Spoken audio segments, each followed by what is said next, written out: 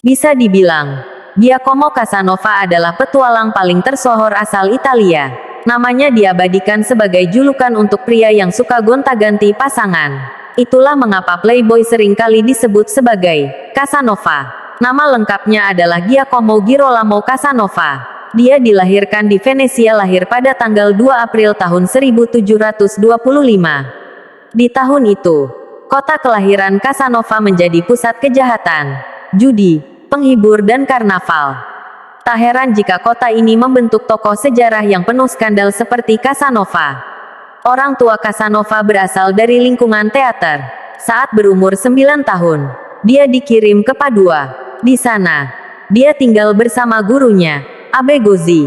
Gozzi dengan baik hati menampung Casanova di rumahnya, memberikannya pendidikan, dan memperkenalkan Casanova dengan adik perempuannya Bettina.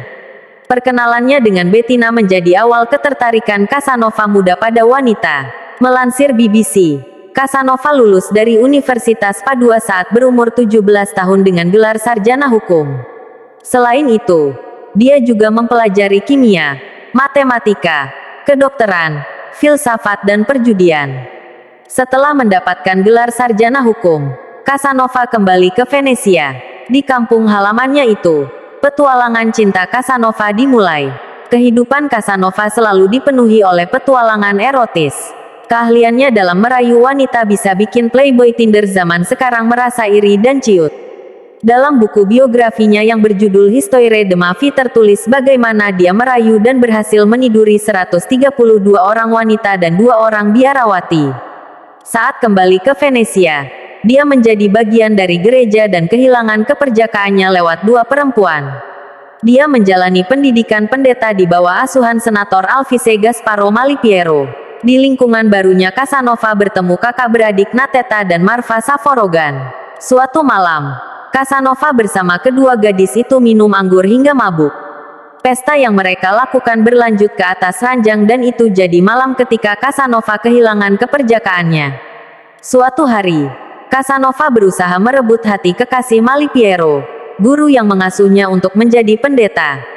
Hubungan gelap tersebut akhirnya tercium juga dan Casanova diusir dari lingkungan gereja. Setelah karir kependetaannya terhenti, Casanova menjalani beberapa pekerjaan seperti menjadi tentara dan pemain biola. Namun, kedua profesi itu nampaknya tidak bisa dia jalani dengan sepenuh hati. Dia pun meninggalkan pekerjaannya dan menganggur di usia 21 tahun. Jalan hidupnya mulai berubah setelah dia menyelamatkan seorang bangsawan yang terkena stroke bernama Matteo Giovanni Bargadin. Selama 33 tahun, Casanova mendapat perlindungan dari bangsawan dan menjalani kehidupan yang bergelimang harta. Hal itu membuatnya semakin nakal. Kebiasaan buruknya yang suka membawa wanita ke lingkungan bangsawan lama membuat Bargadin berang. Setelah melakukan tindakan cabul yang kesekian kalinya, Bargadin akhirnya muak dan mendepak Casanova dari Venesia. Dia kemudian mengembara ke Eropa, mengabdi dari satu orang ke orang lainnya. Dia sempat menginjakkan kaki di Paris, Praha, Wina, Madrid hingga Moskow. Di saat yang sama, Casanova berjudi dan terus melakukan pengembaraan cinta. Dia juga menekuni Kabalah, Freemasonry, dan astrologi. Pada 1753, Casanova kembali ke Venesia. Di kota kelahirannya itu, dia kembali menjalin affair dengan banyak wanita. Dan untuk kedua kalinya, Casanova membuat otoritas Venesia kesal. Pasalnya, dia ketahuan menjalin hubungan intim dengan 2 biarawati. Akibatnya dia dijatuhi hukuman penjara selama 5 tahun di Kastil Doge. Akan tetapi sebelum masa hukumannya habis dia berhasil kabur. Casanova melarikan diri ke Prancis di mana dia ikut mengorganisir loterai nasional dan menjadi mata-mata. Saat hutang dan petualangan seksnya terungkap, dia pindah dari Prancis ke Belanda, Inggris, Belgia, Rusia dan Spanyol. Dia terlibat keributan dan membuat seorang pria lumpuh, serta berduel menggunakan pistol karena aktris Italia. Di usia 50-an, Casanova sudah kehilangan ketampanan dan uang.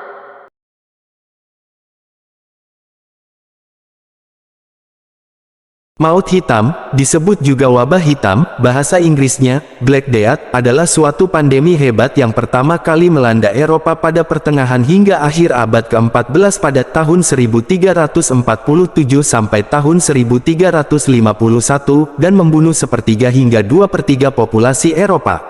Pada saat yang hampir bersamaan, terjadi pula epidemi di sebagian besar Asia dan Timur Tengah, yang menunjukkan bahwa peristiwa di Eropa sebenarnya merupakan bagian dari pandemi multiregional. Jika termasuk Timur Tengah, India, dan Tiongkok, maut hitam telah merenggut sedikitnya 75 juta nyawa. Penyakit yang sama diduga kembali melanda Eropa pada setiap generasi dengan perbedaan intensitas dan tingkat fatalitas yang berbeda hingga tahun 1700-an. Beberapa wabah penting yang muncul kemudian antara lain wabah Italia 1629 sampai 1631, wabah besar London tahun 1665 sampai tahun 1666, wabah besar Wina 1679, wabah besar Marseille tahun 1720 sampai tahun 1722, serta wabah pada tahun 1771 di Moskwa. Penyakit ini berhasil dimusnahkan di Eropa pada awal abad ke-19, tetapi masih berlanjut di bagian lain dunia, seperti Afrika Tengah dan Oriental, Madagaskar, Asia, beberapa bagian Amerika Selatan. Maut hitam mengubah populasi Eropa serta mengubah struktur sosial Eropa secara drastis. Wabah ini mengakibatkan perburuan dan pembunuhan terhadap kaum minoritas seperti Yahudi, pendatang, pengemis, serta penderita lepra. Ketidakpastian untuk tetap bertahan hidup menciptakan suatu kecenderungan yang tak sehat pada masyarakat untuk hidup, seperti digambarkan oleh Giovanni Boccaccio. Kejadian awal di Eropa awalnya disebut sebagai mortalitas besar, Great Mortality, oleh para penulis kontemporer. Nama maut hitam umumnya dianggap berasal dari gejala khas dari penyakit ini, yang disebut acral necrosis, yaitu saat kulit penderita menjadi menghitam karena perdarahan subdermal. Catatan sejarah telah membuat sebagian besar ilmuwan meyakini bahwa maut hitam adalah suatu serangan wabah bubonik yang disebabkan bakteri Yersinia pestis dan disebarkan oleh pinjal dengan bantuan hewan seperti tikus rumah ratus-ratus, walaupun ada juga kalangan yang menyaksikan kebenaran hal ini. Selama ribuan tahun, tidak ada penyakit epidemi. Namun, ketika orang-orang mulai tinggal di kota, infeksi bisa menyebar dengan lebih mudah. Ketika pedagang dan tentara melakukan perjalanan dari kota ke kota, mereka membawa bakteri dan virus bersama mereka dan menyebarkan infeksi ke populasi baru. Anak-anak dalam bahaya terbesar karena hingga abad ke-19, 50% anak meninggal sebelum usia 5 tahun. Terdapat beberapa hipotesis mengenai asal dari wabah ini. Salah satu hipotesis yang paling tua adalah bahwa maut hitam berasal dari dataran stepa di Asia Tengah. Dari daerah ini, menyebar menuju Eropa melalui jalur sutra, dibawa oleh tentara dan pedagang Mongol. Wabah ini menyebar di Asia dan merebak di provinsi Hubei, Cina. Pada tahun 1334, maut hitam di Eropa pertama kali dilaporkan berada di kota Kava yang berada di Crimea pada tahun 1347. Antara 1346 dan 1350 lebih, dari sepertiga penduduk Eropa tewas oleh wabah Black Death. Wabah penyakit ini muncul melalui 3 varian penularan. Bentuk paling umum berupa pembengkakan kelenjar getah bening yang muncul di leher, ketiak, ataupun pangkal paha. Penyakit ini tumbuh dengan berbagai ukuran, dimulai dari sebesar telur hingga sebesar apel. Meskipun beberapa orang selamat dari penderitaan, wabah penyakit ini biasanya hanya memberikan harapan hidup 1 minggu pada korban. Penyebaran wabah pes bermula dari serangga, umumnya pinjal, yang terinfeksi melalui kontak langsung dengan hewan pengerat termasuk di antaranya tikus dan marmot yang terinfeksi wabah. Setelah tikus tersebut mati, pinjal menggigit tikus dan menyebarkannya kepada manusia. Varian kedua merupakan wabah pneumonia yang menyerang sistem pernapasan dan disebarkan hanya dengan menghirup udara yang dihembuskan melalui korban. Wabah penyakit ini jauh lebih mematikan dibanding wabah pes bubo, harapan hidup hanya dapat diukur dalam 1 atau 2 hari. Varian ketiga merupakan bentuk septisemia yang berdampak pada sistem peredaran darah. Berbeda dengan kedua wabah lainnya, varian ini dapat menyebar melalui gigitan serangga atau hewan pengerat yang telah terinfeksi, atau melalui kontak dengan manusia yang telah terinfeksi lainnya. Tingkat kematian dari wabah ini sangat bervariasi di seluruh daerah dan berbeda tergantung sumbernya. Diperkirakan wabah ini membunuh kurang lebih 200 juta orang pada abad ke-14. Wabah ini membunuh sekitar 40% populasi Mesir pada saat itu, setengah populasi penduduk Paris meninggal. Florence, Italia kehilangan populasinya dari 110.000 orang pada tahun 1338, menjadi sekitar 50.000 orang pada tahun 1351, 60% penduduk Hamburg dan Bremen meninggal.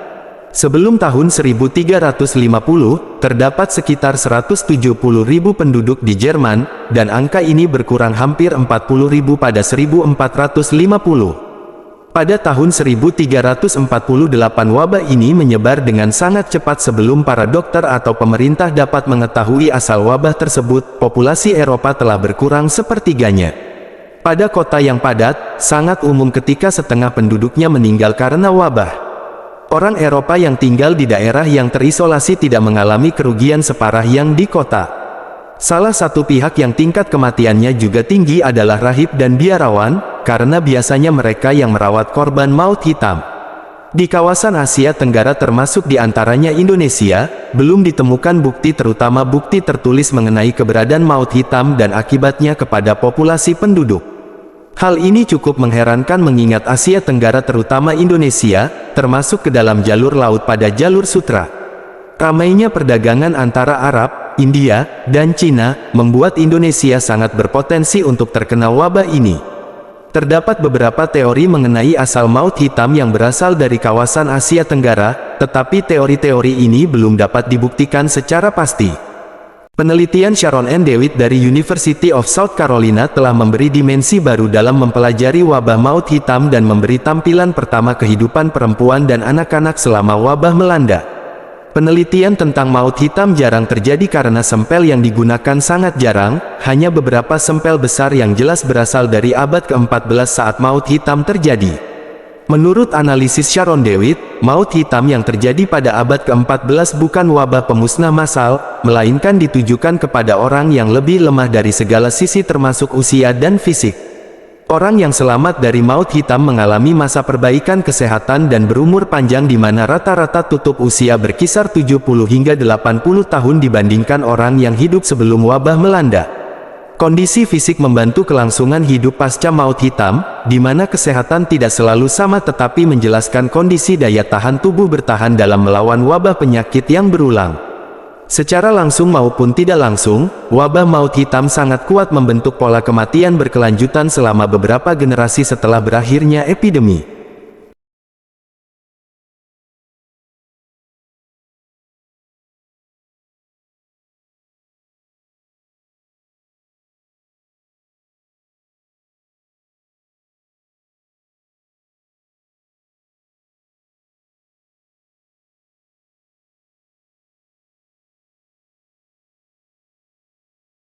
Baudouin keempat, dijuluki si lepra, atau Raja Kusta, yang bertahta sebagai Raja Yerusalem dari tahun 1174 hingga kematiannya. Dia lahir pada tahun 1161 sampai 16 Maret tahun 1185. Ia adalah putra Amaurii dan istri pertamanya, Agnes de Courtenay. Baudouin menghabiskan masa mudanya di istana ayahandanya di Yerusalem, memiliki sedikit kontak dengan ibundanya, Agnes de Courtenay, Komtese Java dan Ashkelon, dan kemudian Lady Sidon, yang ayahandanya dipaksa untuk bercerai. Baudouin keempat, dididik oleh sejarawan William dari Tirus, kemudian Keuskupan Agung Tirus dan Kanselir Kerajaan, yang mengetahui fakta yang tidak menyenangkan tentang sang pangeran. Dia dan teman-temannya sedang bermain pada satu hari, mereka mencoba untuk saling melukai dengan mengarahkan kuku jari mereka ke dalam lengan masing-masing, tetapi Baudouin tidak merasakan sakit. William segera mengenali ini sebagai tanda penyakit serius, tetapi itu tidak secara konklusif diidentifikasi sebagai lepra sampai beberapa tahun kemudian. Permulaan pubertas mempercepat penyakitnya, dalam bentuk lepromatus yang paling serius. Ayahanda Baudouin meninggal pada tahun 1174 dan putranya dinobatkan menjadi raja pada usia 13 tahun, pada tanggal 15 Juli tahun itu. Dalam keterbatasannya, kerajaan diperintah oleh dua pemangku takhta berturut-turut, Miles dari Plensi pertama, meskipun tidak secara resmi, dan kemudian Raimon III dari Tripoli, sepupu ayahandanya. Pada tahun 1175, Raimon III bertindak sebagai Raja Yerusalem, membuat perjanjian dengan Salahuddin Ayyubi. Sebagai seorang penderita kusta, Baudouin tidak diharapkan untuk memerintah lama atau menghasilkan ahli waris, dan para pejabat serta bangsawan memposisikan diri mereka untuk mempengaruhi pewaris Baudouin, saudarinya Sibila dan saudari tirinya Isabella. Sibila dibesarkan oleh nenek bibinya, Ioveta di biara Betania, sementara Isabella berada di istana ibundanya, Ratu Janda Maria Komneni, di Nablus. Pemerintahan Raimon berakhir pada ulang tahun kedua penobatan Baudouin, raja muda sekarang sudah dewasa. Dia tidak meratifikasi perjanjian Raimon dengan Salahuddin, tetapi malah pergi menyerang ke Damaskus dan sekitar lembah Bekaa. Dia menunjuk paman dari pihak ayahnya, Jocelyn III, bergelar Comte Edessa, Seneschal setelah dia ditebus. Jocelyn adalah kerabat laki-laki terdekatnya yang tidak memiliki hak atas tahta, jadi dia dinilai sebagai pendukung yang dapat diandalkan, dan dia memang dapat membuktikan kesetiaannya. Dalam kapasitasnya sebagai bupati, Raimon dari Tripoli telah memulai negosiasi untuk pernikahan putri Sibila dengan Guilhem dari Montferrat, sepupu pertama Louis VII dari Prancis dan Friedrich pertama, Kaisar Romawi Suci. Guilhem tiba pada awal Oktober dan menjadi Comte Jaffa dan Ashkelon pada pernikahannya.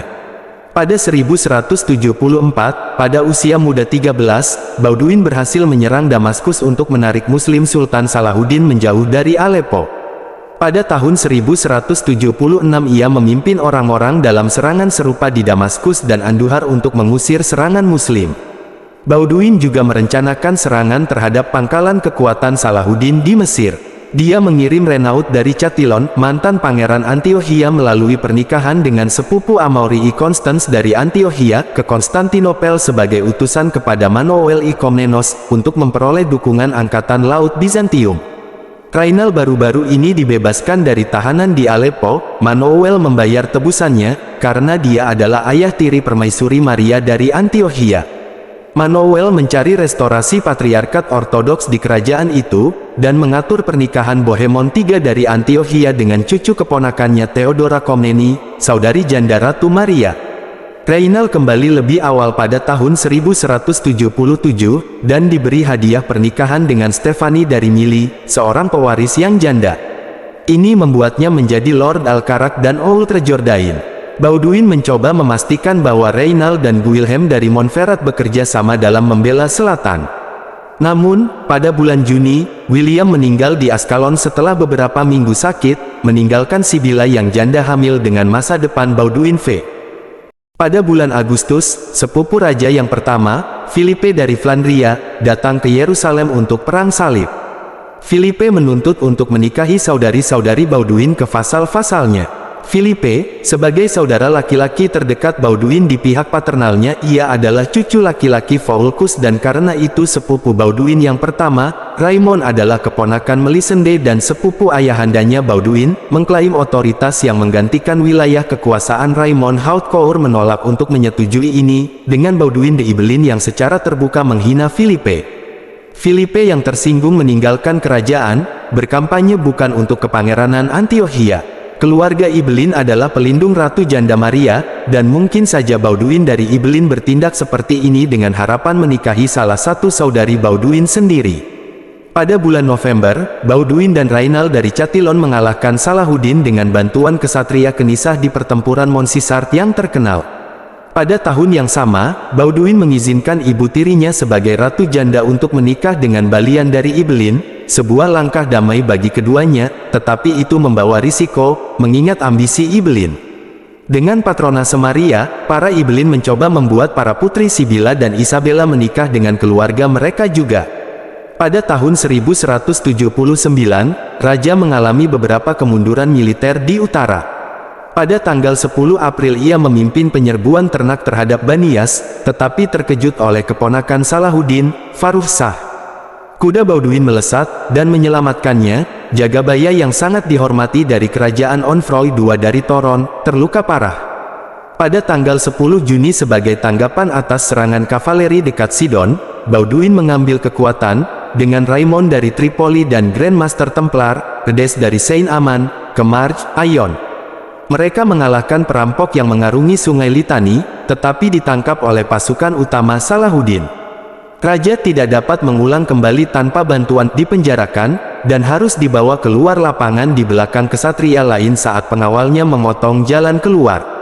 Comte Raymond melarikan diri ke Tirus, ayah tiri raja. Renaud Granier menyelamatkan sejumlah buronan, tetapi para tahanan termasuk Grand Master, Baudouin dari Ibelin, dan Hugues dari Tiberias, salah satu putra tiri Raymond dari Tripoli. Pada bulan Agustus, kastel yang belum selesai di Jacobs Fort jatuh ke tangan Salahuddin setelah pengepungan singkat, dengan pembantaian setengah garnisun Templar. Pada musim panas tahun 1180, Baudouin keempat menikahkan Sibila dengan Guy dari Lusignan, saudara Jagabaya Amaury dari Lusignan. Para sejarawan sebelumnya mengklaim bahwa pernikahan kedua Sibila sepenuhnya karena pengaruh ibu sang raja, namun, Hamilton berpendapat bahwa ini adalah untuk mencerminkan ketidakpuasan pribadi William dari Tirus dan para Ibelin. Sebuah rencana untuk menikahkan Sibila dengan Hugues III dari Bourgogne telah gagal. Raymond dari Tripoli tampaknya telah berusaha untuk menikahinya dengan Baudouin dari Ibelin untuk memperkuat basis kekuatannya. Pertandingan asing sangat penting bagi kerajaan, membawa kemungkinan bantuan luar. Dengan Raja Prancis baru Philippe II sebagai anak di bawah umur, status Guy sebagai vasal sepupu Raja Henry II dari Inggris, yang berhutang pada Paus Ziarah Tobat, berguna dalam hal ini. Baudouin juga menjodohkan saudari tirinya yang berusia 8 tahun, Isabella, ke Onfroy IV dari Toron, membayar utang kehormatan kepada kakek Onfroy, yang telah menyerahkan hidupnya untuknya di Banias, dan menyingkirkan Isabella dari kendali ibundanya dan faksi Ibelin. Tunangannya adalah putra tiri Raynal dari Chatillon. Guy sebelumnya bersekutu dengan Raynal, yang sekarang memanfaatkan posisinya di Al-Karak untuk mengganggu karavan dagang yang melakukan perjalanan antara Mesir dan Damaskus. Setelah Salahuddin membalas serangan-serangan ini dalam kampanye dan pertempuran Kastil Belvoir pada tahun 1182, Baudouin, yang sekarang buta dan tidak dapat berjalan, menunjuk Guy sebagai pemangku tahta kerajaan. Namun pada bulan Juni tahun 1183, Salahuddin telah menangkap Aleppo dan menyelesaikan pengepungannya di Yerusalem. Namun demikian, Baudouin telah tersinggung oleh tindakan Guy sebagai pemangku tahta. Guy menghadiri pesta pernikahan untuk Isabella, sekarang sekitar 11 dan Onfroy, yang diadakan di Al-Karak. Namun, perayaan itu terganggu oleh Salahuddin Ayyubi, yang mengepung benteng dengan para tamu di dalamnya. Baudouin mengerahkan kekuatan apa yang dia miliki dan mengangkat pertempuran, tetapi Guy menolak untuk melawan pasukan Salahuddin dan Salahuddin berhasil melarikan diri. Baudouin tidak bisa mentoleransi ini dan menggulingkan Guy sebagai pemangku tahta. Merasa terhina, Guy pensiun ke Ashkelon, membawa istrinya sang putri Sibila bersamanya. Meskipun Baudouin hampir melampaui masa jayanya, karena kemenangannya di Kastil Belvoir, Beirut dan di Kastil Al-Karak, kampanye Salahin di Tanah Suci ditunda sampai sisa pemerintahan Baudouin. Meskipun Baudouin tampaknya tidak memiliki niat buruk terhadap saudara perempuannya, Baudouin menunjuk keponakannya yang berusia 5 tahun, Baudouin dari Montferrat sebagai pewaris dan penerusnya, dengan dukungan Agnes dan suaminya, Reginald dari Sidon, Raymond, dan banyak dari baron lainnya, tidak termasuk Sibila dari suksesi. Raymond akan bertindak sebagai penjaga ahli waris bayi, dan kemudian sebagai pemangku tahta jika Baudouin keempat meninggal, tetapi Baudouin keempat sendiri akan terus memerintah. Anak itu dinobatkan sebagai rekan Raja Baudouin kelima pada tanggal 20 November tahun 1183. Pada awal bulan 1184, Baudouin berusaha untuk membatalkan pernikahan di antara Sibila dan Guy. Ini digagalkan oleh pegangan teguh mereka di Ashkelon. Guy menolak untuk menghadiri proses pembatalan. Ekspedisi militer untuk meringankan Al-Karak dan perjuangan dinasti telah sangat melemahkan Baudouin. Dia meninggal di Yerusalem pada musim semi tahun 1185, beberapa bulan setelah kematian ibundanya, Agnes di Akko akhir tahun 1184. Meskipun sering menderita akibat kusta, Baudouin mampu mempertahankan dirinya sebagai raja lebih lama daripada kalau tidak, mungkin telah diharapkan. Seperti yang telah diputuskan, Baudouin kelima menggantikan pamandanya, dengan Raymond dari Tripoli sebagai pemangku tahta. Ilustrasi naskah abad ke-13 dan 14 untuk sejarah William dari Tyrus dan Ernoul memberikan sedikit indikasi penyakit Baudouin. Dia tokoh dalam penggambaran romantisisme dari pertempuran Montcisart oleh Charles Philippe Lariviere di Salles des Croisades, Versailles. Karya ini, yang berasal dari sekitar tahun 1842, menggambarkan dia dibawa ke medan perang di atas sampah, wajahnya terbuka dan tidak terbakar, pedangnya di tangan kanannya. Bahkan, pada pertempuran Montcisart, dia masih bisa bertarung dengan menunggang kuda, dan dia menggunakan pedangnya dengan tangan kirinya, karena tangan kanan dan lengannya adalah yang pertama terkena penyakitnya. Baudouin muncul, dengan berbagai tingkat kesetiaan sejarah, dalam sejumlah novel. Ini termasuk Zofia Kosak-Sezaka dengan Kroll Tredowati, The Leper King, Fantasi Manuel Mujica Lainez dengan El Unicornio, The Wandering Unicorn, Cecelia Holland dengan Jerusalem, Sejarah Fantasi Judith Tarr dengan Alamut dan The Dagger and the Cross, The Knights of Dark Renown oleh Graham Selby, 1969, Nikos Kazantzakis Saint Francis dan The Crusader King oleh Susan Peake. Selain itu, penulis Texas Ravia Cross saat ini sedang menulis serangkaian novel fiksi sejarah yang berpusat di sekitar Baudouin, berjudul The Last King of Legends, dua buku pertama yang diterbitkan pada tahun 2011 dan 2012. Baudouin umumnya digambarkan sebagai karakter simpatik. Baudouin juga tampil dalam Bandes Desinis, Serge Dalens dengan L'Etoile de Pourpre, The Purple Star, juga diterbitkan sebagai Baudouin keempat de Jerusalem, Michel Baum dan Thierry Cayman dengan serial Sylvain de Rochefort. Karya Dalens pada awalnya diilustrasikan oleh Pierre Joubert, yang gambarnya tentang Baudouin dikaitkan dengan citranya sebagai model peran dalam gerakan pramuka Prancis. Versi fiksi Baudouin keempat dimainkan oleh Edward Norton pada tahun film dalam tahun 2005 Kingdom of Heaven.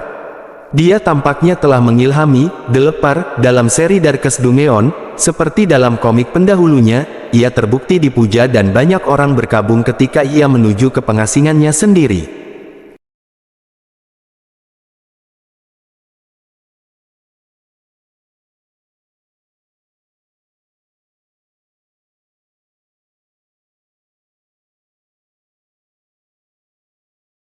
Asal mula Thailand secara tradisional dikaitkan dengan sebuah kerajaan yang berumur pendek, Kerajaan Sukhothai yang didirikan pada tahun 1238. Kerajaan ini kemudian diteruskan Kerajaan Ayutthaya yang didirikan pada pertengahan abad ke-14 dan berukuran lebih besar dibandingkan Sukhothai. Kebudayaan Thailand dipengaruhi dengan kuat oleh Tiongkok dan India. Hubungan dengan beberapa negara besar Eropa dimulai pada abad ke-16 namun meskipun mengalami tekanan yang kuat, Thailand tetap bertahan sebagai satu-satunya negara di Asia Tenggara yang tidak pernah dijajah oleh negara Eropa, meski pengaruh Barat, termasuk ancaman kekerasan, mengakibatkan berbagai perubahan pada abad ke-19 dan diberikannya banyak kelonggaran bagi pedagang-pedagang Britania. Sebuah revolusi tak berdarah pada tahun 1932 menyebabkan dimulainya monarki konstitusional. Sebelumnya dikenal dengan nama Siam, negara ini mengganti namanya menjadi Thailand pada tahun 1939 dan untuk seterusnya, setelah pernah sekali mengganti kembali ke nama lamanya pasca Perang Dunia II.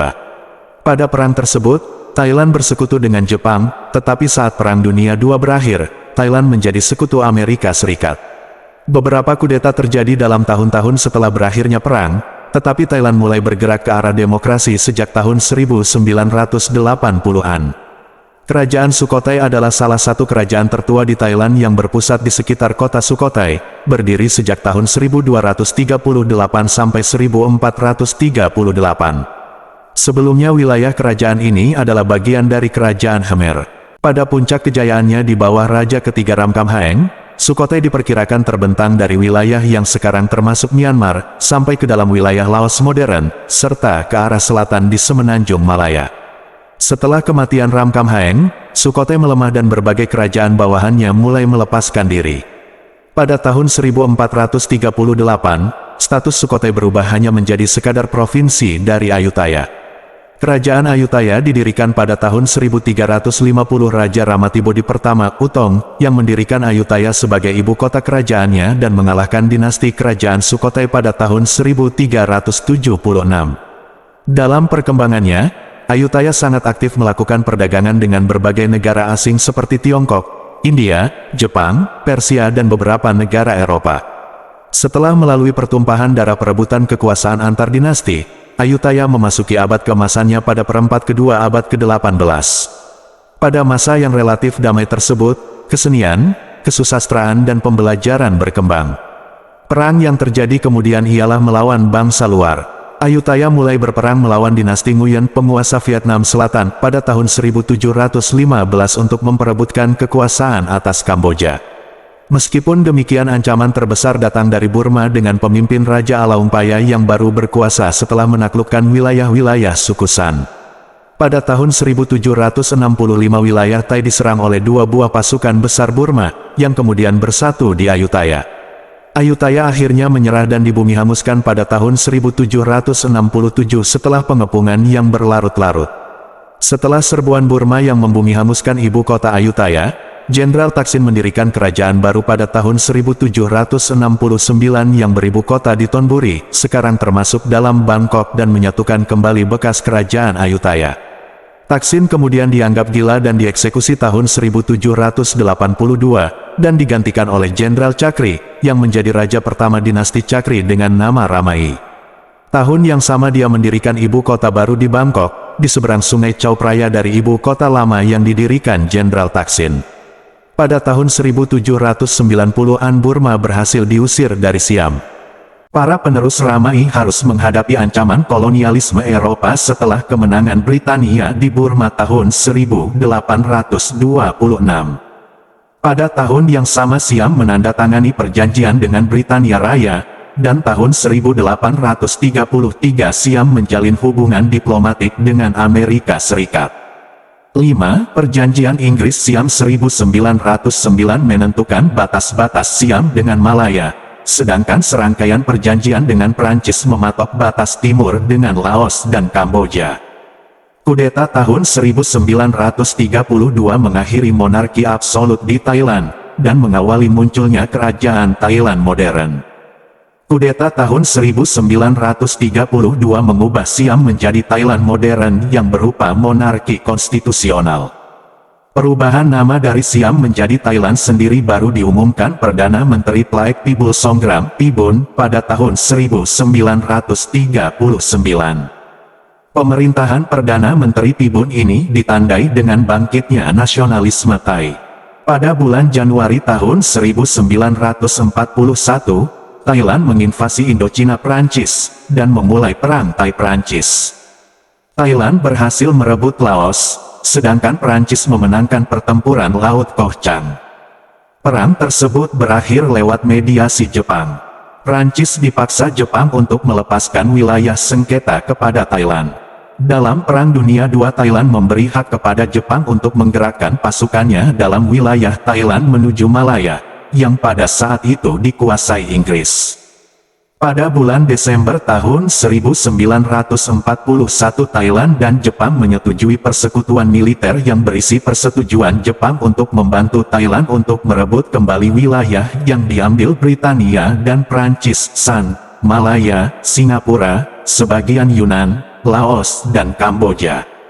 Sebagai imbalannya, Thailand akan membantu Jepang menghadapi sekutu. Setelah kekalahan Jepang, Thailand diperlakukan sebagai negara yang kalah oleh Britania dan Prancis.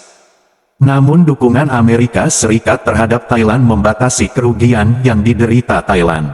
Thailand harus mengembalikan wilayah yang diperolehnya dari kedua negara Eropa tersebut, tetapi Thailand sendiri tidak diduduki. 10. Thailand kemudian menjadi sekutu Amerika Serikat menghadapi ancaman komunisme dari negara-negara tetangganya.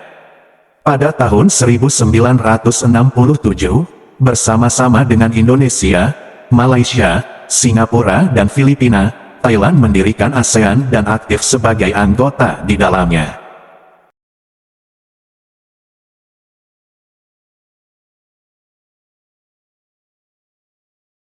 Elizabeth pertama adalah Ratu Kerajaan Inggris dan Irlandia dari tanggal 17 November tahun 1558 hingga kematiannya. Ia dijuluki The Virgin Queen, Ratu Perawan Gloriana, atau Good Queen Bess. Elizabeth adalah penguasa monarki kelima dan terakhir dari dinasti Tudor. Ia merupakan putri dari Henry ke-8 dan Anne Boleyn, tetapi ibunya dihukum mati 2,5 tahun setelah kelahirannya, dan pernikahan Anne dengan Henry ke-8 dibatalkan, sehingga Elizabeth dianggap sebagai anak yang tidak sah.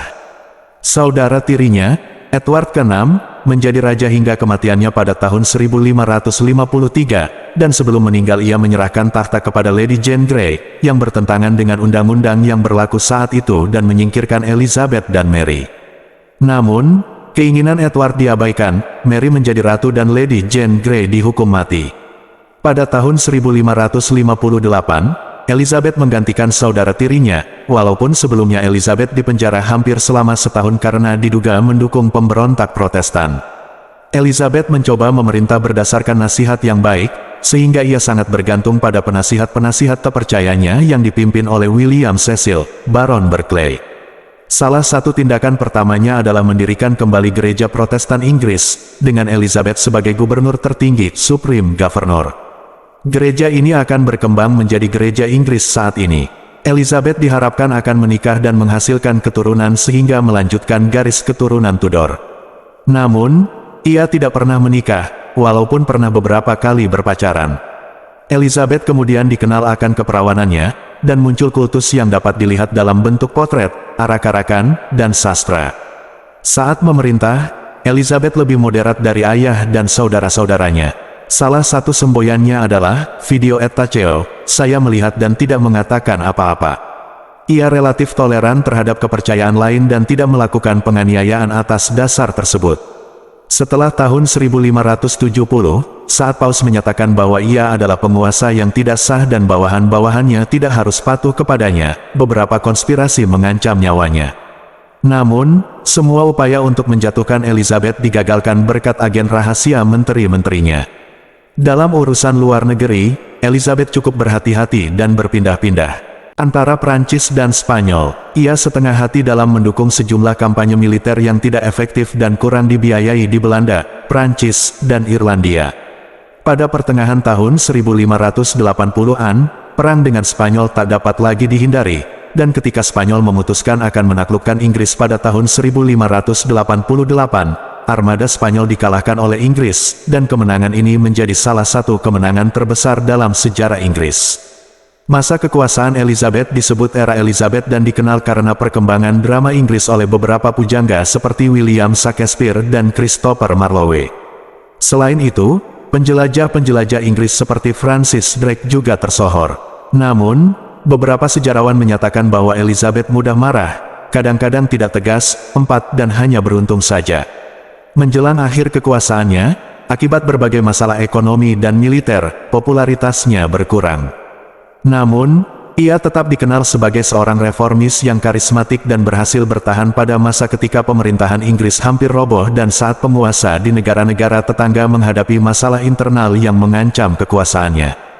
Hal ini terjadi pada musuh Elizabeth, Mary, Ratu Skotlandia, yang dipenjara oleh Elizabeth pada tahun 1568 dan akhirnya dihukum mati pada tahun 1587. 44 tahun masa kekuasaan Elizabeth telah membawa stabilitas pada Inggris dan membantu membentuk identitas nasional. Elizabeth lahir di Istana Greenwich dan dinamai dari kedua neneknya, Elizabeth dari York dan Elizabeth Howard. Ia adalah anak kedua Raja Henry ke-8 dari Inggris. Ibunya, Anne Boleyn, adalah istri kedua Henry. Saat lahir, ia menjadi calon penerus tahta Inggris. Kakak tirinya, Mary, tidak menjadi penerus yang sah karena Henry telah membatalkan pernikahannya dengan ibu Mary, Catherine dari Aragon, agar dapat menikahi Anne dan memperoleh penerus laki-laki. Elizabeth dibaptis pada tanggal 10 September, Kepala Uskup Thomas Cranmer, Marques Exeter, Adipati Wanita Norfolk, dan Dowager Marchioness Dorset menjadi 4 sponsor pembaptisannya. Saat Elizabeth berusia 2 tahun dan 8 bulan, ibunya dihukum mati pada tanggal 19 Mei tahun 1536. Elizabeth dinyatakan sebagai anak yang tidak sah dan tidak lagi menjadi calon penerus. 11 hari setelah kematian Anne Boleyn, Henry menikahi Jane Seymour, tetapi ia meninggal segera setelah melahirkan anak laki-laki yang bernama Edward pada tahun 1537. Semenjak kelahirannya, Edward menjadi calon penerus tahta yang tak terbantahkan. Elizabeth ditempatkan di rumah tangganya dan membawa krisom, kain baptis saat Edward dibaptis. Henry ke-8 meninggal pada tahun 1547, saudara tiri Elizabeth, Edward ke-6, menjadi raja pada usia 9 tahun. Catherine Parr, istri Henry yang akhirnya menjadi janda, kemudian menikahi Thomas Seymour dari Sudley, paman Edward ke-6 dan saudara dari Edward Seymour, Adipati Somerset. Mereka membawa Elizabeth ke rumah tangga mereka di Chelsea. Di situ Elizabeth mengalami krisis emosional yang diyakini memengaruhi hidupnya untuk selamanya. Seymour, yang umurnya sudah mendekati 40 tahun namun masih memiliki daya tarik seks yang kuat, bermain-main dengan Elizabeth yang masih berusia 14 tahun, seperti memasuki kamar tidurnya, menggelitikinya, dan memukuli pantatnya. Parr tidak melarang suaminya melakukan hal tersebut dan malah turut serta. 2 kali ia ikut menggelitiki Elizabeth, dan pernah ia menahannya sementara Seymour memotong gaun hitam Elizabeth menjadi 1000 potongan. Namun, setelah Parr memergoki Elizabeth dan Seymour sedang berpelukan, ia segera menghentikannya. Pada Mei tahun 1548, Elizabeth dikirim ke tempat lain. Namun, Thomas Seymour sedang berencana menguasai keluarga kerajaan dan mencoba menjadikan dirinya gubernur raja. Ketika Parr meninggal setelah melahirkan pada tanggal 5 September tahun 1548, Seymour kembali tertarik pada Elizabeth dan berminat menikahinya. Kabar mengenai tingkah lakunya terhadap Elizabeth terdengar, dan saudaranya dan dewan-dewan merasa tidak tahan lagi akan kelakuannya. Pada Januari tahun 1549, Seymour ditangkap karena diduga berencana menikahi Elizabeth dan menjatuhkan saudaranya. Elizabeth yang tinggal di Hatfield House tidak mengakui apa-apa. Kekeras kepalaannya membesarkan orang yang menginterogasinya, Sir Robert Tyrwhitt, yang melaporkan, "Saya lihat di wajahnya bahwa ia bersalah." Seymour kemudian dipancung pada tanggal 20 Maret tahun 1549. Edward ke-6 meninggal pada tanggal 6 Juli tahun 1553 pada usia 15 tahun. Kehendak terakhirnya adalah menjadikan Lady Jane Grey, cucu dari saudara perempuan Henry ke-8 Mary Tudor, sebagai penggantinya. Kehendak yang menyingkirkan Mary dan Elizabeth ini bertentangan dengan Succession to the Crown Act 1543. Lady Jane kemudian dinyatakan sebagai ratu oleh Privy Council, tetapi setelah 9 hari ia dijatuhkan. Mary memasuki London dengan Elizabeth di sisinya. Solidaritas antar dua bersaudara ini tidak berlangsung lama. Mary adalah seorang penganut Katolik yang taat dan hendak menghancurkan iman Protestan yang merupakan latar belakang pendidikan Elizabeth. Mary memerintahkan semua orang wajib menghadiri misa Katolik, dan Elizabeth mau tidak mau harus patuh. Kepopuleran Mary menurun pada tahun 1554 setelah ia mengumumkan akan menikahi Raja Felipe dari Spanyol, yang merupakan putra dari Kaisar Karl V dan penganut Katolik yang taat. Orang-orang yang tidak senang akan hal ini melirik Elizabeth untuk melawan kebijakan-kebijakan religius Mary. Pada Januari dan Februari tahun 1554, pemberontakan Wyatt meletus, tetapi segera dipadamkan. Elizabeth dibawa ke pengadilan dan diinterogasi. Pada tanggal 18 Maret ia dipenjarakan di Menara London. Elizabeth bersikeras bahwa ia tak bersalah. Walaupun kemungkinan besar ia tidak bersekongkol dengan para pemberontak, beberapa pemberontak pernah mendekatinya. Orang kepercayaan terdekat Mary, yaitu Simon Renard yang merupakan duta Karl V, menyatakan bahwa tahta Mary tidak akan pernah aman selama Elizabeth masih hidup. Sementara itu, Kanselir Stephen Gardiner mencoba membawa Elizabeth ke pengadilan. Pendukung Elizabeth di pemerintahan seperti William Paget meyakinkan Mary untuk mengampuni Elizabeth karena tidak ada bukti yang menunjukkan bahwa ia bersekongkol. Malahan, pada tanggal 22 Mei Elizabeth dipindah dari Menara London ke Woodstock dan ia berada dalam tahanan rumah selama hampir setahun. Kerumunan massa menyorakinya di sepanjang jalan. Pada tanggal 17 April tahun 1555, Elizabeth dipanggil kembali ke istana karena Mary diduga hamil. Jika Mary dan anaknya meninggal, Elizabeth akan menjadi ratu. Namun, bila Mary melahirkan anak yang sehat, kesempatan Elizabeth menjadi ratu akan hilang.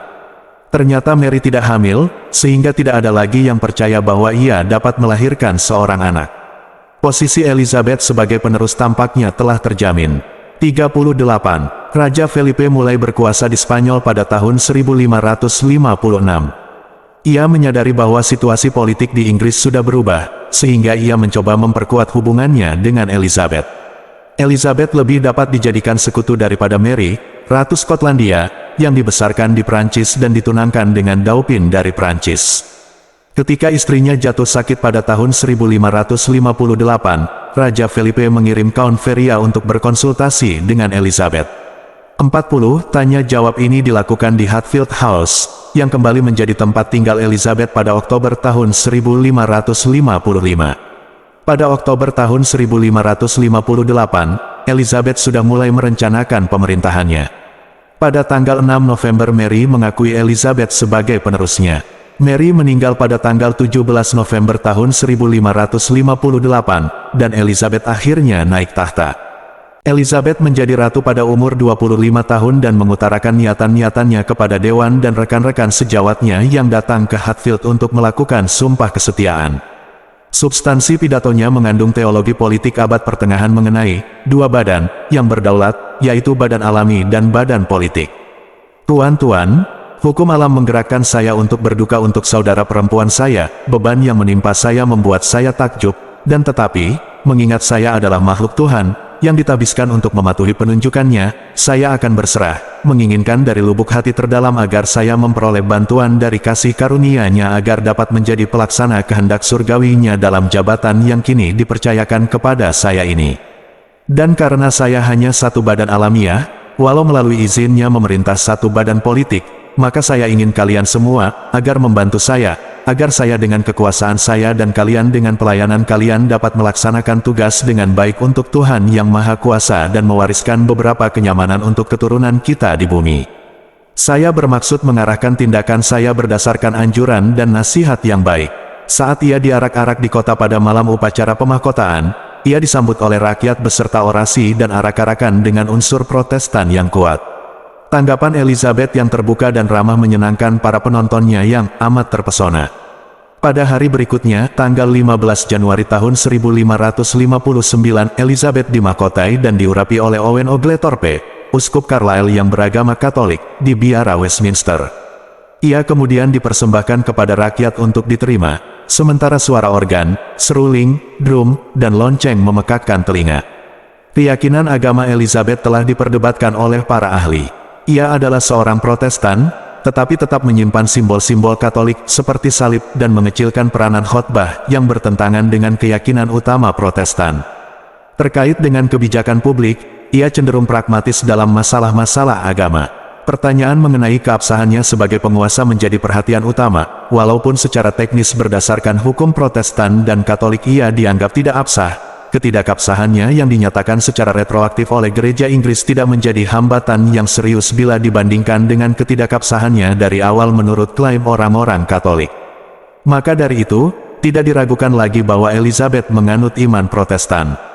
Elizabeth dan penasihat-penasihatnya melihat adanya ancaman perang suci Katolik terhadap Inggris yang dianggap bid'ah. Maka Elizabeth mencoba mencari solusi Protestan yang tidak akan terlalu menyinggung orang Katolik, tetapi pada saat yang sama juga memenuhi keinginan orang-orang Protestan Inggris. Namun, ia tidak menoleransi orang-orang Puritan yang lebih radikal dan meminta reformasi yang lebih besar pengaruhnya. Maka dari itu, parlemen pada tahun 1559 mulai membuat undang-undang mengenai gereja berdasarkan penyelesaian Protestan Edward ke-6, dengan sang penguasa monarki sebagai kepalanya, tetapi dengan banyak unsur Katolik seperti jubah keimaman. House of Commons sangat mendukung usulan ini, tetapi undang-undang supremasi tersebut ditentang House of Lords, terutama dari golongan para uskup. Elizabeth beruntung karena banyak jabatan uskup yang sedang lowong saat itu, termasuk jabatan uskup agung Canterbury. Akibatnya, pendukung undang-undang tersebut dapat mengalahkan suara para uskup dan kaum konservatif. Namun, Elizabeth terpaksa menerima gelar gubernur tertinggi gereja Inggris dan tidak dapat memperoleh gelar kepala tertinggi, karena gelar tersebut dianggap tidak dapat dijabat oleh seorang perempuan. Undang-undang supremasi ditetapkan sebagai hukum pada tanggal 8 Mei tahun 1559. Semua pejabat publik harus melakukan sumpah kesetiaan kepada gubernur tertinggi dan bila tidak berisiko diberhentikan dari jabatan. Undang-undang mengenai bid'ah juga dicabut untuk menghindari terulangnya peristiwa penganiayaan yang dilancarkan oleh pendahulu Elizabeth, Mary. Pada saat yang sama, Undang-undang keseragaman diberlakukan, yang mewajibkan kehadiran di gereja dan penggunaan Book of Common Prayer versi 1552, walaupun sanksi untuk yang melanggar tidak berat. Dari awal masa kekuasaan Elizabeth, ia diharapkan untuk segera menikah dan muncul pertanyaan mengenai siapa yang akan menjadi pasangan hidupnya. Namun, ia tidak pernah menikah, walaupun ia menerima banyak tawaran. Alasan mengapa sang ratu tidak menikah masih belum jelas. Sejarawan memperkirakan bahwa Thomas Seymour membuatnya tidak menginginkan hubungan seksual lagi, atau mungkin Elizabeth tahu kalau dirinya mandul. Ia mempertimbangkan beberapa peminang hingga ia berusia sekitar 50 tahun. Pacar terakhirnya adalah Francois, Adipati Anjou, yang lebih muda 22 tahun. Walaupun terdapat risiko kehilangan kekuasaan seperti yang terjadi pada saudara perempuan Elizabeth yang dijebak oleh Raja Felipe II dari Spanyol, pernikahan dapat memberikan keturunan yang dapat menjadi calon penerus. Namun, pilihan suami yang tidak tepat dapat memicu ketidakstabilan politik atau bahkan pemberontakan. Pada musim semi tahun 1559, tampak jelas bahwa Elizabeth jatuh cinta kepada teman masa kecilnya, Robert Dudley. Konon Amy Robsart yang merupakan istri Robert mengidap penyakit di salah satu payudaranya, dan sang ratu hendak menikahi Dudley bila istrinya meninggal. Pada musim gugur tahun 1559, beberapa pelamar dari luar negeri ingin meminang Elizabeth. Beberapa utusan yang tidak sabar terlibat dalam perbincangan yang menimbulkan skandal dan melaporkan bahwa pernikahan dengan orang tersayang Elizabeth tidak disambut di Inggris. Tidak ada satupun laki-laki yang tidak berteriak pada mereka dengan kemarahan, ia tidak akan menikahi siapapun selain Robert yang tersayang. Amy Dudley kemudian meninggal pada September tahun 1560 karena jatuh dari tangga. Walaupun pemeriksaan menunjukkan bahwa peristiwa tersebut merupakan kecelakaan, banyak yang curiga bahwa Dudley adalah dalangnya. Elizabeth kadang-kadang sungguh mempertimbangkan pernikahan dengan Dudley. Namun, William Cecil, Nicholas Throckmorton, dan beberapa bangsawan konservatif lainnya menyatakan ketidaksetujuan mereka. Bahkan terdapat rumor bahwa para bangsawan akan memberontak bila pernikahan tersebut berlangsung. Di antara pernikahan-pernikahan lain yang dipertimbangkan oleh sang ratu, Robert Dudley dianggap sebagai kandidat yang mungkin selama satu dasawarsa berikutnya. Elizabeth sangat cemburu akan kasih sayangnya, bahkan saat ia sudah tidak ingin lagi menikahinya. Pada tahun 1564, Elizabeth mengangkat Dudley menjadi Earl Leicester. Ia kemudian menikah lagi pada tahun 1578, sehingga sang ratu tidak senang dan bahkan membenci istri Dudley, Lettice Knollys. Namun, seperti yang dideskripsikan oleh sejarawan Susan Doran, Dudley tetap berada di tengah kehidupan emosional Elizabeth. Dudley meninggal tidak lama setelah armada Spanyol dikalahkan. Setelah Elizabeth sendiri mangkat, catatan dari Dudley ditemukan di antara barang-barang pribadi Elizabeth, dan surat itu sendiri ditandai dengan tulisan tangan Elizabeth yang bertuliskan, surat terakhirnya. Negosiasi pernikahan merupakan salah satu unsur utama dalam kebijakan luar negeri Elizabeth. Ia menolak pinangan Felipe II pada tahun 1559, dan melakukan negosiasi selama beberapa tahun untuk menikahi sepupunya Karl dari Austria. Pada tahun 1569, hubungan dengan Wangsa Habsburg memburuk, sehingga Elizabeth mempertimbangkan pernikahan dengan dua orang Prancis dari Wangsa Valois, yaitu Henry, Adipati Anjou dan nantinya, dari tahun 1572 hingga 1581, saudara laki-laki Henry, Francois, Adipati Anjou, yang sebelumnya memiliki gelar Adipati Alencon. Usulan terakhir ini terkait dengan rencana persekutuan melawan kekuasaan Spanyol di Belanda Selatan. Elizabeth tampaknya mempertimbangkan Francois dengan serius selama beberapa waktu dan mengenakan anting berbentuk katak yang dikirim oleh Anjou. Pada tahun 1563, Elizabeth memberitahu seorang utusan imperial, "Jika saya mengikuti kecenderungan watak saya, itu adalah wanita pengemis dan lajang, jauh dari watak ratu dan menikah." Pada akhir tahun, karena Elizabeth mengidap penyakit variola, perbincangan mengenai calon penerus Elizabeth memanas di parlemen. Mereka meminta agar sang ratu menikah atau menunjuk seorang penerus untuk mencegah perang saudara setelah kematiannya. Ia menolak untuk melakukan keduanya. Pada bulan April, ia menggunakan hak prorogasi, sehingga parlemen tidak berkumpul kembali hingga Elizabeth membutuhkannya untuk memungut pajak pada tahun 1566. Karena sebelumnya telah berjanji untuk menikah, ia menyatakan bahwa, "Saya tidak pernah melanggar kata-kata yang diucapkan seorang pangeran di muka umum, demi kehormatan saya. Dan maka saya katakan sekali lagi, saya akan menikah sesegera mungkin bila saya dapat dengan mudah melakukannya. jika Tuhan tidak mengambil orang yang ingin saya nikahi, atau diri saya sendiri, atau mungkin hal lain yang biarlah terjadi. Pada tahun 1570, tokoh-tokoh senior dalam pemerintahan secara pribadi menerima fakta bahwa Elizabeth tidak akan pernah menikah atau menamai seorang penerus. William Cecil sudah mencoba mencari solusi untuk masalah penerus. Akibat kegagalannya dalam menikah, Elizabeth seringkali dituduh tidak bertanggung jawab. Namun, kebungkamannya memperkuat keamanan politiknya. Ia tahu bahwa bila ia menamai seorang penerus, ia dapat dikudeta kapanpun. Ia mengingat bagaimana orang kedua seperti saya sebelumnya telah digunakan untuk bersekongkol melawan pendahulunya. Status Elizabeth yang masih lajang memicu tumbuhnya kultus keperawanan.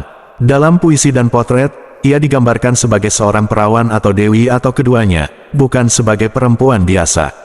Pada awalnya, hanya Elizabeth yang memanfaatkan keperawanannya. Pada tahun 1559, ia memberitahu House of Commons, dan, pada akhirnya, ini cukup bagi saya, bahwa sebuah batu marmer akan mendeklarasikan bahwa seorang ratu, yang telah berkuasa begitu lama, hidup dan meninggal sebagai seorang perawan. Nantinya, penulis dan pujangga menggunakan tema tersebut dan mengubahnya menjadi ikonografi yang mengagumkan Elizabeth. Penghargaan publik terhadap sang perawan pada tahun 1578 menunjukkan perlawanan terhadap negosiasi pernikahan sang ratu dengan Adipati Alencon. Untuk memberi makna positif pada status pernikahannya, Elizabeth bersikeras bahwa ia telah menikah dengan kerajaan dan bawahan-bawahannya, di bawah perlindungan ilahi. Pada tahun 1599, ia pernah mengatakan, "Semua suami saya, rakyatku yang baik." Kebijakan pertama Elizabeth untuk Skotlandia adalah menentang keberadaan Prancis di sana. Ia khawatir bahwa Prancis berencana menyerang Inggris dan menjadikan Mary, Ratu Skotlandia, sebagai ratu, karena ia dianggap sebagai penerus tahta Inggris oleh banyak orang. Elizabeth dibujuk untuk mengirim pasukan ke Skotlandia agar dapat membantu pemberontak Protestan. Walaupun kampanye militer yang berlangsung cukup ganjil, Traktat Edinburgh pada Juli tahun 1560 dapat menghilangkan ancaman dari Prancis di utara. Saat Mary kembali ke Skotlandia pada tahun 1561 untuk berkuasa, gereja Protestan telah didirikan dan dijalankan oleh Dewan Bangsawan-Bangsawan Protestan yang didukung oleh Elizabeth. Mary menolak meratifikasi traktat tersebut. Pada tahun 1563, Elizabeth mengusulkan agar Robert Dudley menjadi suami Mary, tanpa meminta persetujuan kedua orang tersebut. Keduanya tampak tidak antusias, dan pada tahun 1565 Mary menikahi Henry Stuart, Lord Darnley, yang juga memiliki klaim atas tahta Inggris. Pernikahan tersebut merupakan kesalahan pertama Mary yang membuatnya dikalahkan oleh Protestan Skotlandia dan Elizabeth. Darnley tidak populer di Skotlandia dan bernama buruk karena mendalangi pembunuhan sekretaris Italia Mary, David Rizzio. Pada Februari tahun 1567, Darnley dibunuh oleh para konspirator yang hampir pasti dipimpin oleh James Hepburn, Earl Bothwell. Segera setelah itu, pada tanggal 15 Mei tahun 1567, Mary menikahi Bothwell, sehingga menimbulkan kecurigaan bahwa ia terlibat dalam pembunuhan suaminya. Elizabeth menulis kepadanya, "Seburuk-buruknya pilihan bagi kehormatanmu adalah menikahi secara terburu-buru bawahan semacam itu, yang selain memiliki kekurangan yang terkenal buruk dan lainnya juga dituduh publik atas pembunuhan suamimu yang telah wafat, selain juga menyentuh dirimu di beberapa bagian, walaupun kami salah dalam mempercayai hal tersebut." Kejadian-kejadian ini membuat Mary dikalahkan dan dipenjara di Istana Lohleven. Bangsawan-bangsawan Skotlandia memaksanya untuk mengundurkan diri dan membiarkan putranya James, yang lahir pada Juni tahun 1566 naik tahta. James dibawa ke Istana Stirling untuk dibesarkan sebagai seorang Protestan. Mary melarikan diri dari Lohleven pada tahun 1568, tetapi ia dikalahkan lagi sehingga melarikan diri ke Inggris karena Elizabeth pernah menjanjikan dukungannya. Insting Elizabeth mengarahkannya untuk mengembalikan Mary ke tahta, namun, ia dan penasihatnya malah memilih bermain aman. Daripada berisiko mengembalikan Mary ke Skotlandia dengan tentara Inggris atau mengirimnya ke Prancis dan musuh-musuh Inggris yang beragama Katolik, mereka menahannya di Inggris dan memenjarakannya selama 19 tahun berikutnya.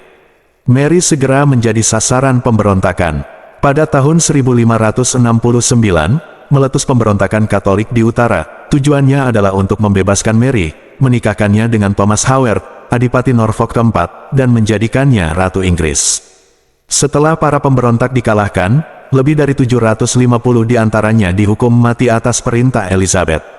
Karena percaya pemberontakan tersebut berhasil, Paus Pius kelima mengeluarkan bula kepausan pada tahun 1570 yang berjudul Regnans in Excelsis, yang menyatakan bahwa Elizabeth, Ratu Inggris palsu dan budak kejahatan, diekskomunikasi dan merupakan seorang pengikut ajaran sesat, sehingga semua bawahannya tidak harus patuh kepadanya. Orang Katolik yang mematuhi perintahnya diancam akan diekskomunikasi.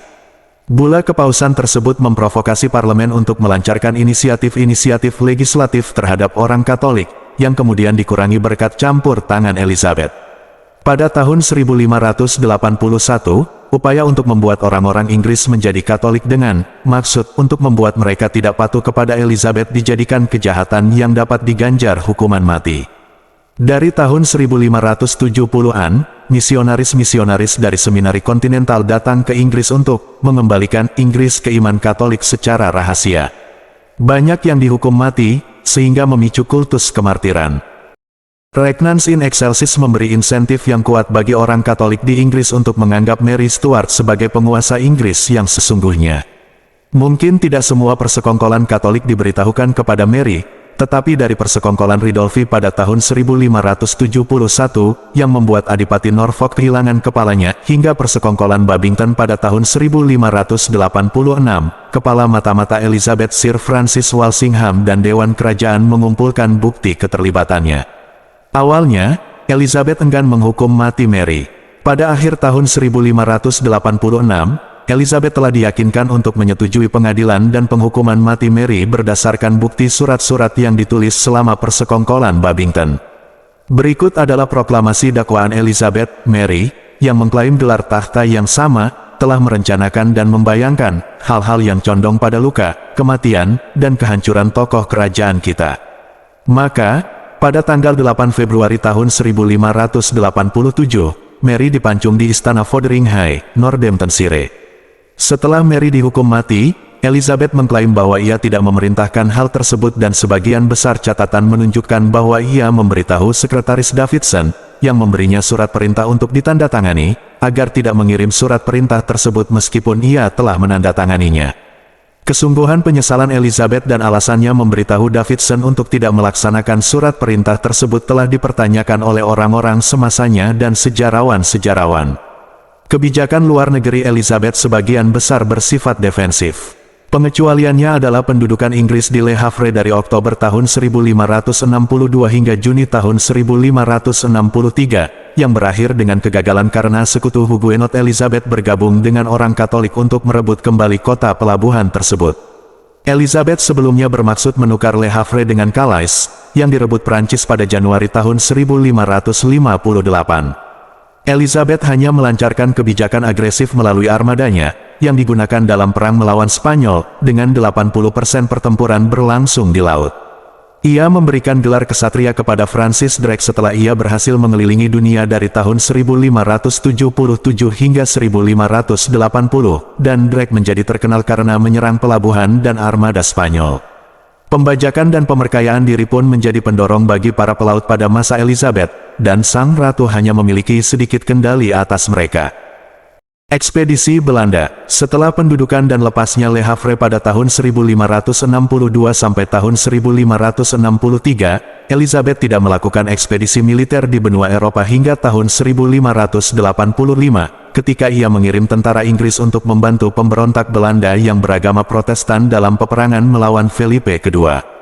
Hal ini dilakukan setelah kematian Willem van Oranje dan Francois, Adipati Anjou, pada tahun 1584, dan diserahkannya beberapa kota Belanda kepada Alessandro Farnese, Adipati Parma, yang merupakan gubernur Felipe di Belanda Spanyol. Pada Desember tahun 1584, persekutuan antara Felipe II dengan Liga Katolik Prancis di Joinville menjatuhkan kemampuan saudara Anjou, Henry III dari Prancis, dalam mengimbangi dominasi Spanyol di Belanda. Persekutuan tersebut juga menyebarkan pengaruh Spanyol di pesisir utara Prancis, yang merupakan tempat kekuatan Liga Katolik, sehingga Inggris rentan terhadap invasi.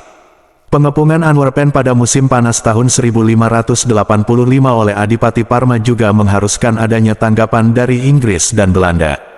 Maka ditandatanganilah Traktat Non-Such pada Agustus tahun 1585, dan dalam traktat tersebut Elizabeth menjanjikan dukungan militer kepada Belanda. Traktat tersebut menandai dimulainya Perang Inggris-Spanyol, yang berlangsung hingga ditandatanganinya Traktat London pada tahun 1604. Ekspedisi Inggris di Belanda dipimpin oleh Robert Dudley, Earl Leicester. Elizabeth dari awal tidak terlalu mendukung kebijakan ini.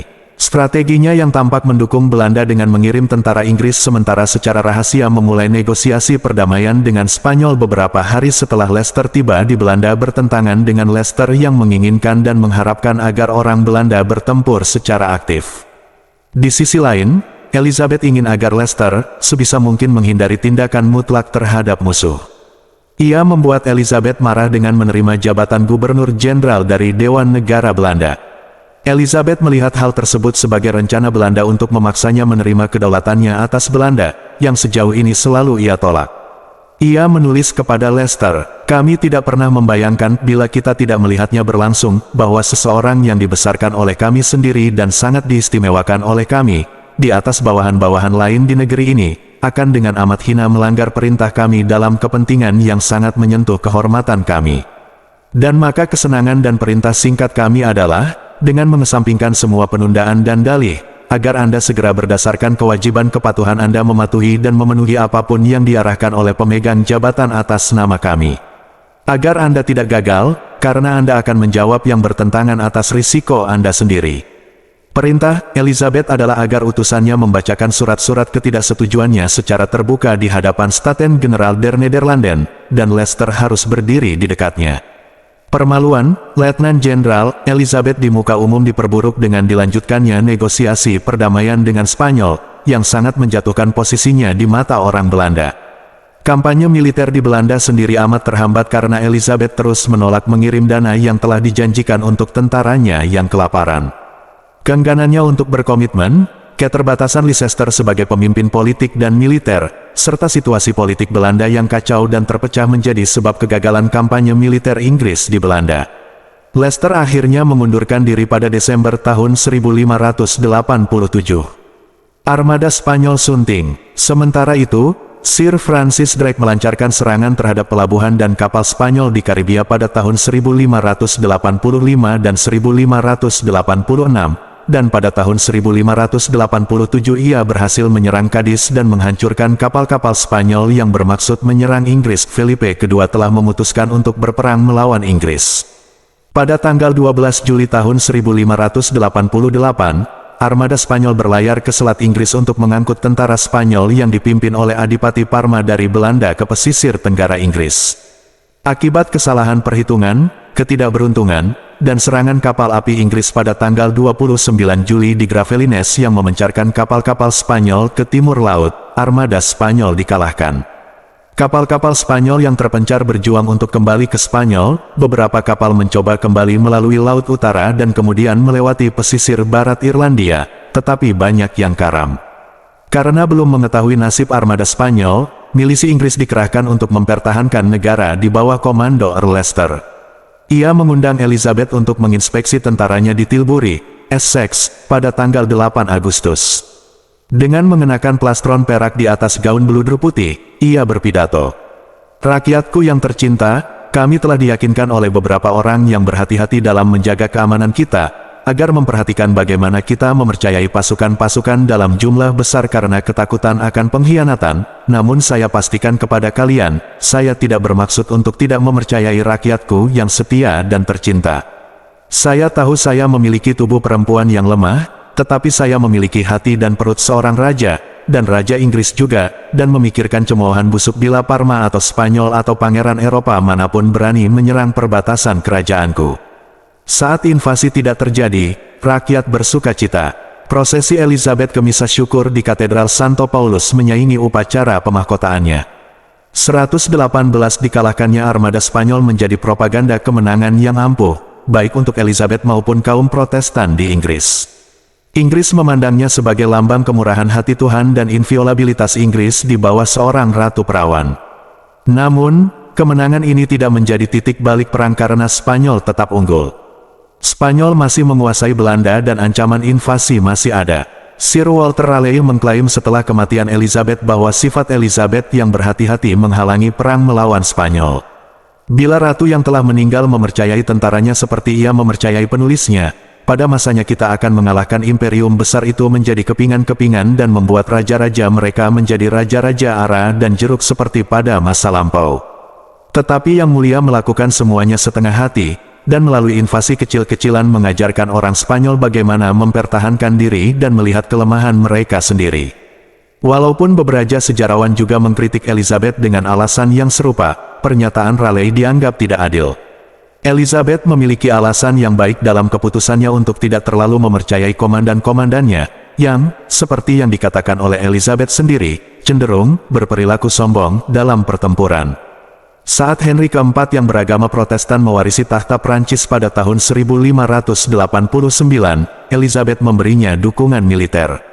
Kampanye militer ini merupakan kampanye militer pertama di Prancis setelah mundurnya tentara Inggris dari Le Havre pada tahun 1563. Kekuasaan Henry ditentang oleh Liga Katolik dan Felipe II, sehingga Elizabeth takut bahwa Spanyol akan mengambil alih pelabuhan-pelabuhan di selat. Namun, kampanye militer Inggris di Prancis tidak terorganisir dan tidak efektif. Lord Willoughby yang cenderung mengabaikan perintah Elizabeth berkelana di Prancis Utara dengan 4.000 tentara tanpa memberikan banyak dampak. Ia mengundurkan diri dengan kacau pada Desember tahun 1589 setelah kehilangan setengah tentaranya. Pada tahun 1591, kampanye militer John Norreys ke Bretanya yang terdiri dari 3.000 tentara malah berakhir lebih buruk. Elizabeth tidak mau memberi persediaan dan bantuan yang diminta oleh komandan ekspedisi militer tersebut, sehingga Norreys secara pribadi kembali ke London untuk memohon lebih banyak dukungan. Saat ia tidak ada, Liga Katolik hampir menghancurkan sisa tentaranya di Caen, Prancis Barat Laut, pada Mei tahun 1591. Pada bulan Juli, Elizabeth mengirim ekspedisi lain di bawah pimpinan Robert de Vaux, Earl Essex untuk membantu Henry keempat mengepung Rouen.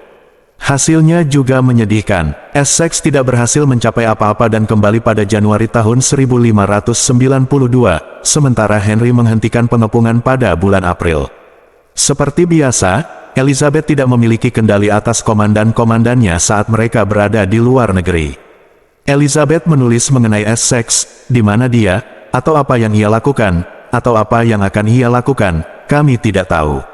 Irlandia Sunting. Artikel utama, penaklukan Tudor di Irlandia. Walaupun Irlandia adalah salah satu dari dua kerajaannya, Elizabeth menghadapi penduduk Irlandia yang bermusuhan, otonom, menganut Katolik, serta bersedia menentang kekuasaannya dan berkomplot dengan musuh.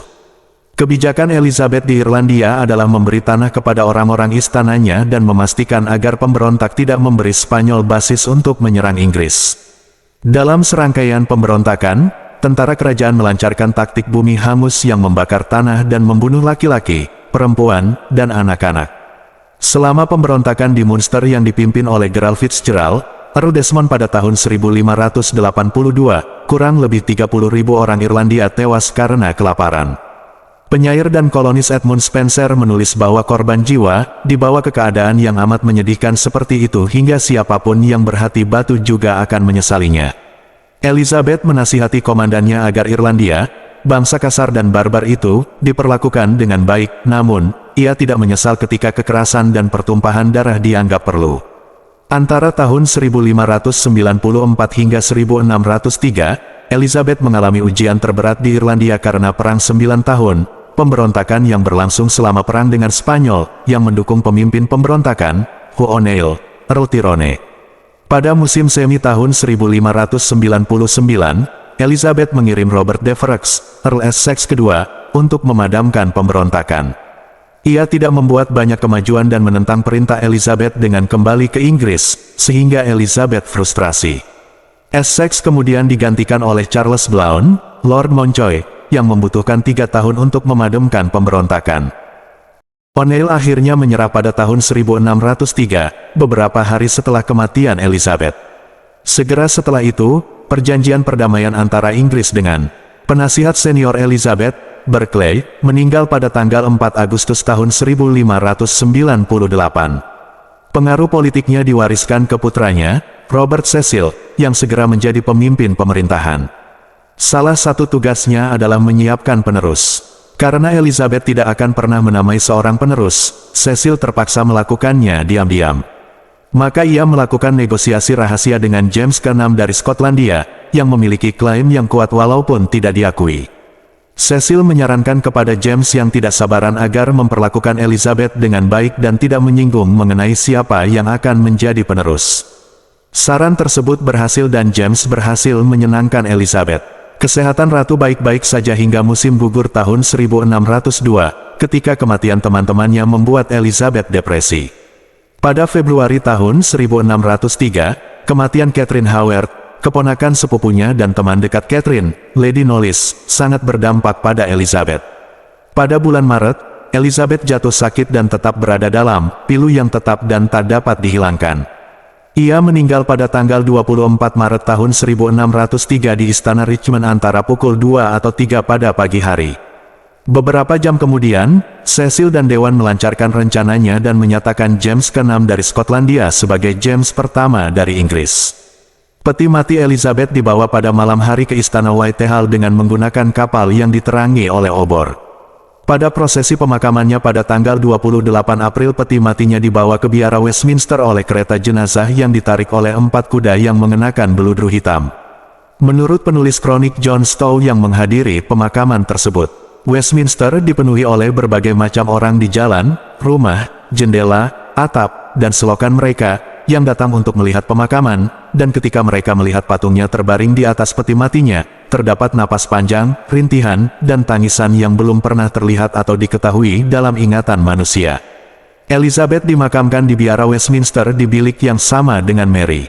Tulisan Latin di makam mereka, Regno Consortes dan urna, Hic ob dormimus Elisabetha et Maria Sorores, Inspe Resurrectionis, berarti, mitra di tahta maupun di makam, di sini kami bersemayam, Elizabeth dan Mary, dua bersaudara, mengharapkan kebangkitan.